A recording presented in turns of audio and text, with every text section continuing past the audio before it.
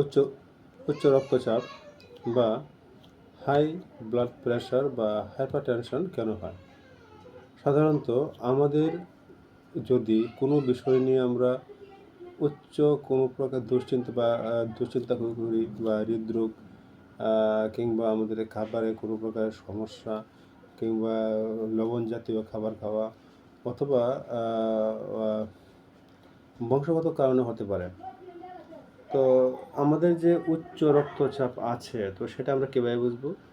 উচ্চ রক্তচাপ হলে আমাদের হাত পা ঘাড় রিমরিম করা, ঝিমঝিম করা এবং চেস্ট পেন অথবা আমাদের বমি হওয়া বা শরীরে অস্বস্তি বোধ করা এবং অতিমাত্রায় শরীরে তাপ অনুভব করা।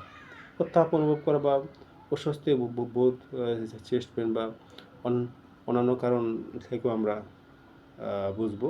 তবে আগে থেকে যাদের উচ্চ রক্তচাপ আছে তারা সাধারণত সহজেই আপনি বুঝতে পারেন যে কীভাবে আমাদের উচ্চ বা কী কারণে এবং বা আমাদের উচ্চ রক্তচাপ হচ্ছে কি না। তো উচ্চ রক্তচাপ হওয়ার ফলে আমাদের কী হতে পারে? উচ্চ রক্তচাপ হওয়ার ফলে আমাদের হার্ট অ্যাটাক অথবা স্ট্রোক হতে পারে। স্ট্রোক হলে আমাদের কী হয়?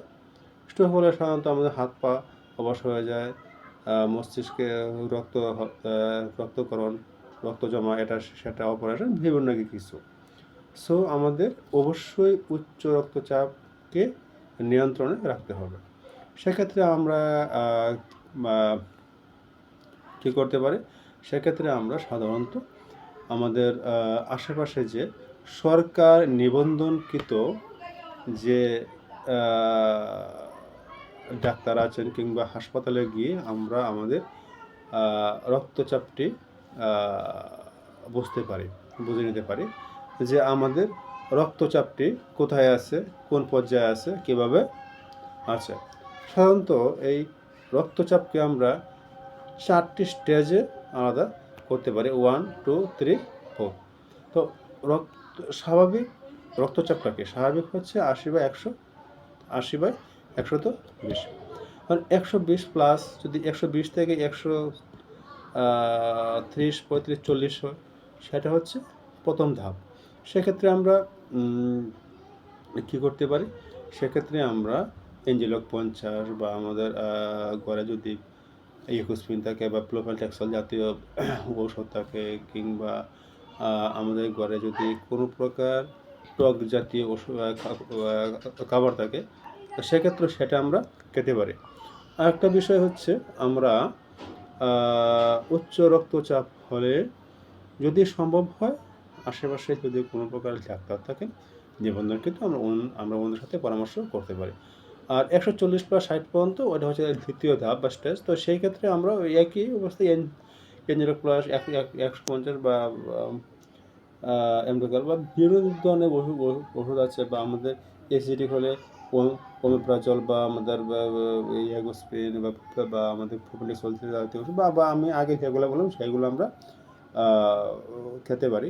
এবং আমাদের আশপাশে যে নিবন্ধনকৃত ডাক্তার সাহেবগণ আছেন ওনাদের সাথে আমরা পরামর্শ করতে পারি, কথা বলতে পারি। আর যদি আমরা 180 প্লাস থেকে 100 প্লাস ওভার হয়ে যায় অর্থাৎ তৃতীয় স্টেজ, চতুর্থ স্টেজে চলে যায় তাহলে আমাদের বুঝতে হবে আমাদের স্ট্রোক হতে পারে, আমরা খুব একটা কঠিন অবস্থার মাঝে আছি। তো সেক্ষেত্রে আমরা অবশ্যই হাসপাতালে চলে যাব, ডাক্তারের পরামর্শ নেব, ওষুধ খাবো এবং নিজের এই রক্তচাপটিকে কন্ট্রোলে আনবো। এই রক্তচাপটি কন্ট্রোলে আনার জন্য অবশ্যই আমাদের ঘরে যে কাজটা আমরা করব, ওষুধ তো আমরা আগে থেকে যারা বুঝি যে আমাদের রক্তচাপ আছে তারা তো আমরা অবশ্যই ঘরে ওষুধ রাখি এবং যারা রক্তচাপ নেই তারাও আমরা ঘরে কিছুটা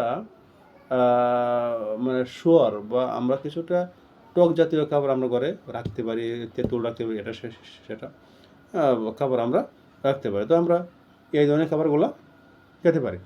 এখন আমার প্রশ্ন হচ্ছে যে মানে এখন কিন্তু কয়েকদিন ধরে প্রচণ্ড রোদে কিন্তু আমাদের হিট স্ট্রোক হতে পারে। তো যাদের উচ্চ রক্তচাপ আছে তাদের